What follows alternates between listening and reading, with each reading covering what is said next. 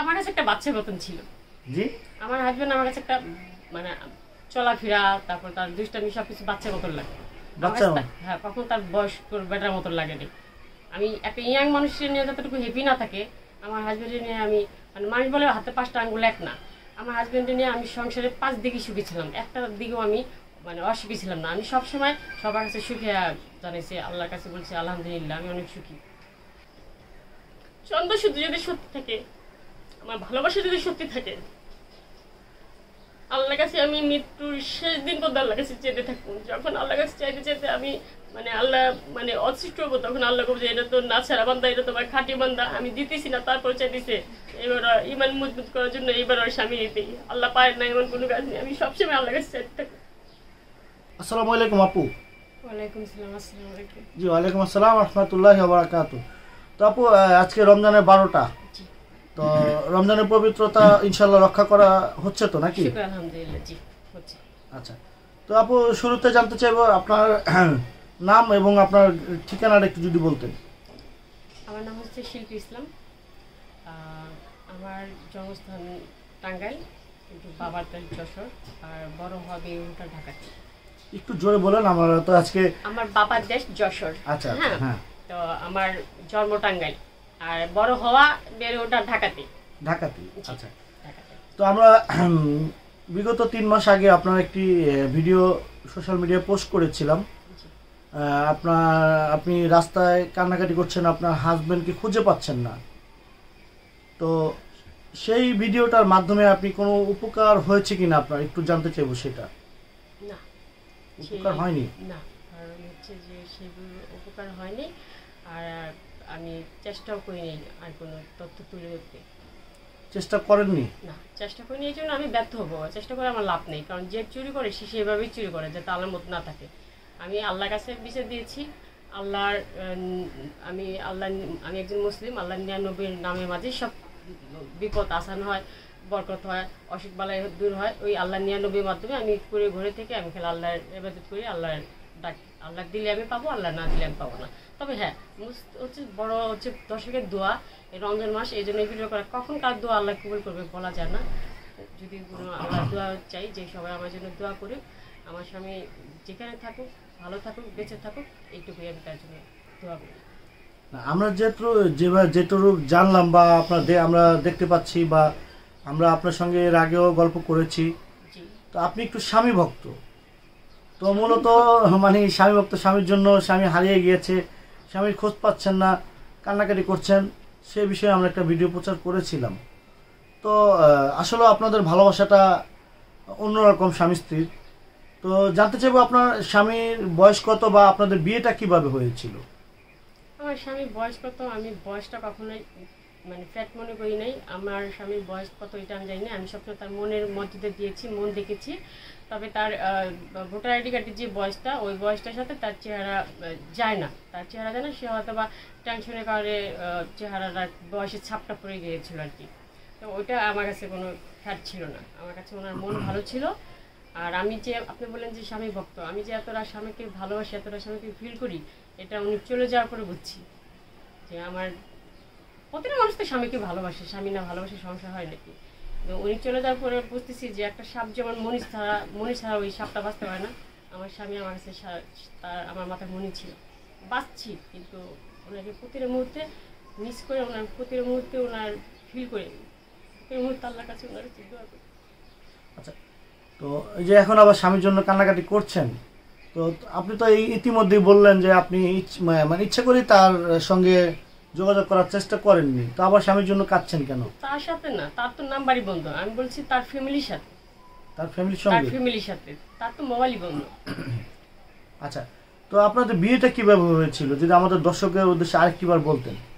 আমাদের বিয়েটা এক আপার বাসায় একটা অনুষ্ঠান ছিল, সেখানে সে আমাকে ফার্স্ট দেখে। তো ওই আপা আমার জানতো যে আমার বাবার বাড়ির কথা, আমার বাবার কোনো নাম মানে বাড়ি ঘর চিনি না। তো ওনাকে বললো যে আমার যশোর এক ভাই আছেন রাজনীতি পারে, তারে বলবো নি তার বাবার ঠিকানা খুঁজে বাই করতে। সেভাবে তার সাথে পরিচয়, আর সেই সুতাদের সম্পর্ক, সেখান থেকে ভালো লাগা, সেখান থেকে প্রেম, সেখান থেকেই সংসার। তো ভালো লাগা, ভালোবাসা আসলে জাত মানে না, হ্যাঁ কিছুই মানে না, বয়স মানে না, এটা আমরাও জানি। তো সম্ভবত আপনার থেকে আপনার হাজবেন্ডের বয়সটা অনেক বেশি ছিল। আমার কাছে একটা বাচ্চার মতন ছিল। জি, আমার হাজবেন্ড আমার কাছে একটা মানে চলাফেরা, তারপর তার দুষ্টামি সবকিছু বাচ্চার মতন লাগে। বাচ্চার মতো? হ্যাঁ, কখনো তার বয়স বেটার মতন লাগেনি। আমি একটা ইয়াং মানুষের নিয়ে যতটুকু হ্যাপি না থাকে, আমার হাজবেন্ডের নিয়ে আমি মানে মানুষ বলে হাতে 5টা আঙ্গুল এক না। আমার হাজবেন্ডের নিয়ে আমি সংসারে 5 দিকে সুখী ছিলাম, একটা দিকেও আমি মানে অসুখী ছিলাম না। আমি সবসময় সবার কাছে সুখে জানাইছি, আল্লাহর কাছে বলছি আলহামদুলিল্লাহ আমি অনেক সুখী। কতদিন আপনাদের সংসার? আমাদের মানে 8-9 মাস সংসার। 8-9 মাস সংসার। আচ্ছা, 8-9 মাসের মধ্যে কখনো ঝগড়াঝাটি বা মন কষাকষি হয়েছে? না, আমাদের একবার একটু ছিল, মানে একবার একটু আমি যে জানতাম যে তার বউকে ডিভোর্স দিছে, যখন পরবর্তী আমি জানলাম যে ডিভোর্স দেয় কিন্তু তার বউয়ের সাথে কোনো সম্পর্ক নেই, এটা যখন জানলাম তখন ওনার সাথে আমি বললাম, ওনাকে একটা কথা বলছিলাম, তোমার সাথে তো আমি আগেও চলছি এখনও চলতে পারবো, তোমার নিকে দরজা খোলা আছে। এই কথা বলার পরেই সে ভাইয়া মনে করেন যে আমার এলাকায় যে ভাইরা ছিল একটু আগে বললাম থেকে, ওই ভাইয়া এই ভাইয়ের বাসায় গেছিলো। ওই ভাইয়ের বাসায় যে বললো যে বাবির সাথে ঝগড়া হয়েছে, তারে না আজকে তোমার কথা মনে করতেছে তাই তোমার সাথে গল্প করতে আসলাম। আমাদের মাঝে কখনো তুই ভাষা ব্যবহার হয় নাই, মানে তুমি থেকে তুই ভাষা কখনো ব্যবহার নেই, আমরা কখনোই ঝগড়া করি না। একে অপর চোখ দেখলে বুঝতাম তার কি দরকার আমার কি দরকার, তাহলে ঝগড়া করবো কেন? আচ্ছা, সে যে আগে বিয়ে করেছে এটা কি আপনাদের বিবাহর আগে জানতে পেরেছেন না বিবাহর পরে জানতে পেরেছেন? না, উনি বিয়ে করেছে, 2টা বাচ্চা আছে এটা জানতাম, কিন্তু ওনার বউ পরবীয় সম্পর্ক ছিল, ডিভোর্স দিচ্ছে এটা জানতাম। বিয়ের পর জানছি যে ডিভোর্স দেয় নাই, কিন্তু সম্পর্কও নেই। সম্পর্ক নেই। আচ্ছা, তো আপনার যে আগে বিয়ে হয়েছিল সেটা কি আপনার হাজবেন্ড জানতো? আমার হাজবেন্ড আমার বিয়ের আগে আমার দেশে বাড়ি 2বার ঘুরে আসছে, তারপরে আমরা যখন সম্পর্ক করছি তখন সবকিছু জানে। আমার সাইড থেকে আমি যতটুকু না তার থেকে বেশি বাড়াবাড়ি করছি যাতে সে আমাকে ভালো না বাসে। একটা জিনিস কি বোন, বিষয়টা হচ্ছে আপনার বিষয়ে যদি সে জানে বা তার বিষয়ে যদি আপনি জানেন, তাহলে হয়তো বিবাহিত জীবনে আপনাদের স্বামী স্ত্রীর মধ্যে কখনো খুঁটিনাটি হবে না। বিবাহর পরে যদি সেই গোপন কথাগুলো জানতে পারে তাহলে হয়তো দেখা গেছে সেগুলো নিয়ে মন কষাকষি এবং ঝগড়া, তারপরে হয়তো দূরে চলে যাওয়া। সত্যি কথা আমি বুঝছি ভাই, আমি সবসময় মানে সত্য সাথে যাতে করে করি সেটা মেনে নিতে প্রস্তুত। আর এই সত্যর কারণে আজকে আমি আমার স্বামী ছাড়া, কারণ আমার শ্বশুর যখন আমাকে ফার্স্ট দেখে মেডিকেলে, তখন আমরা 2 দিনে মেডিকেলে তো আমরা 2জনেই থাকতাম। তো আমার শ্বশুরকে আমি 3 দিনের মাথায় তাকে সব কিছু খুলে বলি। আমার আমার হাজব্যান্ড বলছিল তাকে বলতে না, কিন্তু আমি মনে করি যে 2 দিন আগে হলেও জানবে, 2 দিন পরে হলেও জানবে। যদি এখন আমি বলি তাহলে ভাববো যে মানে কোনো লোকের কাছ থেকে তথ্য নিতে হয় নাই, আমি বলছি, হয়তো আমাকে ভালো জায়গায় ঠাই দেবো, কিন্তু উনি ভালো জায়গায় ঠাই না দিয়ে আরও আমার সংসারটা বিচ্ছিন্ন হয়ে গেছে আর কি, এই সত্য বলার কারণে। সত্য বলার কারণে? হ্যাঁ, কারণ আমার শ্বশুরকে আমি বলছিলাম যে আমার আগে বিয়ে হয়েছিল, আমার বাচ্চা আছে, আর আমার হাজবেন্ড বলতে না করছিল। তখন আমার শ্বশুর আমার দেখে খুশি হয়েছিল, যখন 3 দিনের মাথায় এটা বলছি তখন তার মনে মধ্যে একটা খারাপ লাগা কাজ করে আসছে যে একটা মেয়ের বংশ পরিচয় নাই, গরিব, আবার মেয়ে শিক্ষিত না, আবার বিবাহিতা। ফার্স্ট যখন আমার দেখছে অনেক খুশি আমাকে দেখে যে না আমার ছেলের চয়েস মতো একটা বিয়ে করতে। কিন্তু 3 দিনের দিন যদি আমি তার কাছে নিজের থেকে সব সত্য কথা বলি, তখন তার মনের মধ্যে আমি মানে একটু খারাপ সেজে গেছি।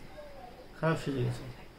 সেখান থেকে কি আপনার স্বামীকে তারা দূরে সরিয়ে দিয়েছে না অন্য কোনো কারণ?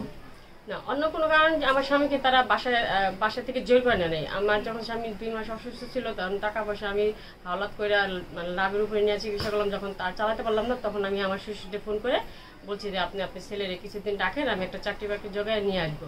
তো আমার শ্বশুর বললো যে তোমার স্বামী সুস্থ হলে তোমাকে নিয়ে থাকুক আর জানি না থাকুক থাকবো, আর তোমার মূল লক্ষ্য হয়েছে তোমার স্বামীকে সুস্থ হওয়া, তোমার মূল লক্ষ্য হচ্ছে তোমার স্বামীকে সুস্থ হওয়া। ঠিক আছে, আমি আমার ছেলে পাঠাচ্ছি, তারপরে সুস্থ হলে তোমাকে আমি দিয়ে দিব। এই বলে যে নিছে, আর তারা আমার স্বামীর সাথে যোগাযোগ করতে দেয়নি।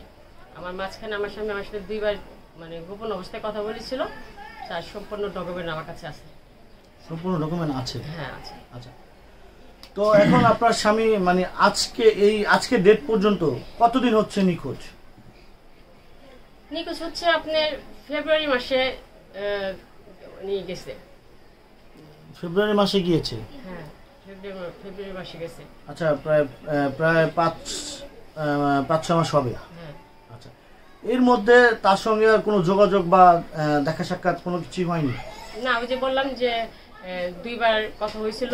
হ্যাঁ, 2বার কথা হয়েছিল, তারপরে আর আমার হাজবেন্ডের সাথে কোনো কথা হয়নি। লাস্ট 2বার কথা হয়েছে? হ্যাঁ। আর কথা হয়নি? না, 2বার কথা হয়েছিল। তারপর আমার হাজবেন্ড আমাকে বলছিল যে আমি ঢাকা আসবো, তুমি আমার তো গাড়ি বানিয়ে আমি কীভাবে আসবো, সে এভাবে বলতো। তো আমি বলতাম যে তোমার গাড়ি বানিয়ে তাতে কী হয়েছে, আমি টাকা পাঠিয়ে দিচ্ছি। উনি আমাকে একটা ওনার বাসার ধারে কাছে কোনো একটা বিকাশের নাম্বার দিয়েছিল, সেই নাম্বারে আমি টাকা পাঠাইছি। আর এই কথাটা আমার মানে সত্যি নিয়ে শ্বশুরটা জানছে যে সে ঢাকা আসবে। তার 3 দিন পরেই তারা মনে করেন যে আমার সাথে বিভিন্ন লোকের মাধ্যমে মানে বিভিন্ন কথা আমাকে শোনায়। আচ্ছা, তো এখন সে কোথায় আছে বা কিভাবে আছে আপনার তো জানা নেই? না, আমার বাসা থেকে যে গেছে, তারপরে তো জানি যে যশোরেই গেছে, যশোরেই আছে। তারপরে ফেব্রুয়ারি মাস পর থেকে সে কোথায় আছে কি আছে এটা আমি জানি না। আপনি কি তার ফ্যামিলির সঙ্গে ইদানিং যোগাযোগ করার কোনো চেষ্টা করেছিলেন? না, আমি রমজান দিন আর সবচেয়ে বড় কথা হচ্ছে মানুষকে লুকানো যায়, আল্লাহকে লুকানো যায় না। আর ভিডিওরা যদি তারা দেখে, কি আমার হাজবেন্ড দেখে, অন্তত সে বুঝবে যে আমার এই ভিডিওর মাঝে কোনো কথা মিথ্যা আছে কিনা। হ্যাঁ, এই যদি মিথ্যা না পায়, তারপরে যদি আল্লাহ তাকে ইমান দেয়, প্রতিটা মানুষ আল্লাহ ইমান দিক, সেটাই দোয়া করি। আমি চেষ্টা করিনি, কাউকে ফোন দিইনি। আচ্ছা বোন, আমার একটা প্রশ্ন হচ্ছে, যদি সে আপনার জীবনে ফিরে আসে আলহামদুলিল্লাহ, যদি সে আপনার জীবনে ফিরে না আসে তাহলে আপনি কি করবেন? ফিরে না আসে যখন কেউ বলে না, আমার শরীরে বসে মানে চেহারা ওঠে। চন্দ্র শুধু যদি সত্যি থাকে, আমার ভালোবাসা যদি সত্যি থাকে, আল্লাহর কাছে আমি মৃত্যুর শেষ দিন পর্যন্ত আল্লাহর কাছে চেতে থাকবো। যখন আল্লাহর কাছে চাইতে চাইতে আমি মানে আল্লাহ মানে অসৃষ্ট হবো, তখন আল্লাহ বলছে এটা তো না ছাড়া বান্দা, এটা তোমার খাঁটি বান্দা, আমি দিতেছি না, তারপর চাইতেছে। এবার ইমান মজবুত করার জন্য এইবার ওর স্বামী দিতেই আল্লাহ পায় না, এমন কোনো কাজ নেই। আমি সবসময় আল্লাহর কাছে চাইতে থাকবো। তো প্রিয় দর্শক, আমরা শুনছিলাম শিল্পীর জীবনের গল্প। দর্শক, এই গল্পটি ভালো লাগার পরে আপনাদের গুরুত্বপূর্ণ মতামত জানাবেন আমাদেরকে কমেন্টের মাধ্যমে, এবং গল্পটি ভালো লাগলে অবশ্যই ভিডিওটি বেশি বেশি করে শেয়ার করবেন এবং লাইক কমেন্ট। আরেকটা জিনিস দেখাতে চাই। জি জি, দেখেন। আমার হাজবেন্ডের এটা তার পার্সোনাল ডায়েরি ছিল। আচ্ছা, আমার হাজবেন্ড আমাকে মানে সংসার খরচ করার জন্য কয় টাকা দিত, আর আমি কয় টাকা তার কাছে খরচ করছি, এই নামটা আমার হিসাব দিতাম। তো সে আমার দিয়ে লাভের উপর টাকা আনাইছিল 3,50,000। আচ্ছা, 3,50,000 টাকা আনছিল, কারণ আমার বিয়ে হয়েছে করোনার সময়, তখন করোনা ছিল। আমার স্বামী ইনকাম কোথা থেকে এই টাকাটা আপনি লাভের উপরে এনেছেন? ঢাকা থেকেই। 2 লাখ আনছিলাম আমি আমার দেশের বাড়ি থেকে, 1 লাখ নিয়েছিলাম ঢাকা থেকে। লাভের উপরে মানে কি সুদের উপরে? সুদের উপরে। আচ্ছা, হ্যাঁ। 2,50,000 টাকা, 3,50,000 টাকা। আচ্ছা, আপনারা দেখেন এখানে আমার স্বামীর হাতের লেখা, তারিখ লেখা আছে। হ্যাঁ। তো আমি আজকে এই 3-4 মাসের মধ্যে আমি সব মানে যে আমার মানে লাভের অংশরা, যে টাকা 10 টাকা পাবো তার 5 টাকা দিয়ে হাতে পায়ে মাপ চাপতে আমি এখন 1,20,000-30,000 টাকা মতো দেনা আছি। আমি দেনাগুলো আপনার ঘরে সবার দোয়ায় আমি ক্লিয়ার করছি। আল্লাহ আপনার দোয়ায় আল্লাহ পাক আমাকে ক্লিয়ার করতে দিচ্ছে। ক্লিয়ার করার মতন আমার মানে আল্লাহ দিছে, এই জন্য আমি দিয়েছি। এটাও ভিডিওর মাধ্যমে আমি বলতে চাই যে এখন আমার যে দেনাগুলো ছিল সব দেনাগুলো দিছে 1,20,000 টাকার মতন মানে বর্তমানে। জি। আর আমার স্বামীর যে পায়ের জুতা, হ্যাঁ, ওইটাও আমি অক্ষর মানে নষ্ট হতে দিই নাই, ফালাই দিই নাই, ওইটাও আমি কালার করে বক্সে ভরে সুন্দর করে রেখে দিয়েছি। আমার স্বামীর হাতের ডায়েরি, তারপরে এই মানি ব্যাগটা আমাকে নিয়ে কিনছিল, তো ওনার ব্যাগ কিনতে যে আমাকে একটা চামে মানি ব্যাগ কিনে দিয়েছিল। তার মানি ব্যাগের মধ্যে দুনিয়ার ডায়েরি, আবার তার মানি ব্যাগের ছবি, কিছু চকচকার টাকাও আছে। আমি সেটাও আমি মানে আমি সেটা রেনা ঘুমাই। তারপরে আমার হাজবেন্ডের ঘড়ি, আপনারা প্রতিটা ছবিতে দেখবেন এই চশমাটা আমার হাজবেন্ডের চোখ, এই চশমাটা ওনার চোখ নাই তো, এটা আমার কাছে অমূল্য। তারপর তারা হাতে ব্যবহার করে ঘড়ি আমি রেখে দিয়েছি। আমার 8 মাসের সে আমার যে ভালোবাসা শিখায় গেছে। আমি 7 বছর যার সাথে ছিলাম, ওখানে আমি একটা দিনের জন্য, এক মুহূর্তের জন্য মানে কিছু মনে পড়ে না। তার ঘরে আমার বাচ্চা আছে, কিন্তু আমাকে আল্লাহ যতদিন নিঃশ্বাস বাঁচায় রাখবো আমি তার চিঠি নিয়ে থাকতে চাই। আর পরশু কালকে আমার একজনে বলছিল, আমার এক বান্ধবী, যে তুই নতুন করে কোনো কিছু করবি কিনা। আমি কই এই কথা তারা মানে যদি বলো তবে সাথে আমি সম্পর্ক রাখবো না। আমি মানুষের সাথে মিশি না, আমি একটা পার্লারে জব করি, তারপরে বাসায় এসে সংসারে কাজকাম করি। আমি মানুষের সাথে মিশি না যাতে আমার মনটা নষ্ট না হয়। ঘরবন্দি থেকে আমি আল্লাহর নাম নেই। আর আমি আমার যতদিন বেঁচে থাকবো আমার হাজবেন্ডের জন্য দোয়া হইলো। আর এই ভিডিও যদি কেউ দেখে, কেউ যদি মনে করে যে তার সন্তান পাইলে তার কাছে আমি খাবার মানে সংসার দাবি করবো, কি আমি টাকা পয়সা চামু, কি সে বেঁচে আছে এটা মনে করে 20 লাখ টাকা দিচ্ছে কাবিন আছে আমার মামলা করবো, এটা পুরাই ভুল ধারণা। আমার স্বামী যদি আমাকে বলে যে আমি তোমার নিয়ে সংসার করতে চাই না, আমি আবেগে বিয়ে করেছিলাম কারণ আমার বাচ্চা আছে, সংসার আছে, আমি বিনা 20 লাখ টাকার মাফ করে দিয়ে তাকে বিনা হিসেবে আমি তাকে তালাক দিয়ে দিব। আমার তার প্রতি আমার আগেও কোনো দাবি থোয়া দিল না, এখনো কোনো দাবি নেই। আমি আল্লাহর কাছে দোয়া করি, আল্লাহ তাকে ভালো রাখুক, সুস্থ রাখুক, এই দোয়ারাই আমি করি। আমি আজ পর্যন্ত আমি আমার হাজবেন্ডের সাথে আমার মন্ত্রীর বিশ্বাসী একটা লোক ছিল, আমি মন্দির কাছে আজ পর্যন্ত একটা ফোন দিয়ে তার জিগাই নাই যে আমার হাজবেন্ডের একটা খোঁজ নিয়ে দেন, কি আমি কোনো পার্টি অফিস দালবন্দি পার্টি অফিসে বসতে ওই জায়গায় যাই। আমি আল্লাহর কাছে বিচার দিয়ে আল্লাহর কাছে চাই, কারণ দোয়ার মালিক তো আল্লাহ, মানুষ দিতে পারে না। আমার কোনো দাবি দেওয়া ঠিক আছে বোন, আসলে গল্পটি অনেক বড় হয়ে যাচ্ছে, দোয়া করবেন আমার জন্য। গল্প এত বড় হলে আমাদের দর্শকরাও দেখতে চায় না। আমরা পরের গল্পতে আপনার জীবনের বিস্তারিত ঘটনাগুলো তুলে ধরার চেষ্টা করব। দর্শক, সে পর্যন্ত আমাদের সঙ্গে থাকুন। ধন্যবাদ সকলকে, খোদা হাফেজ।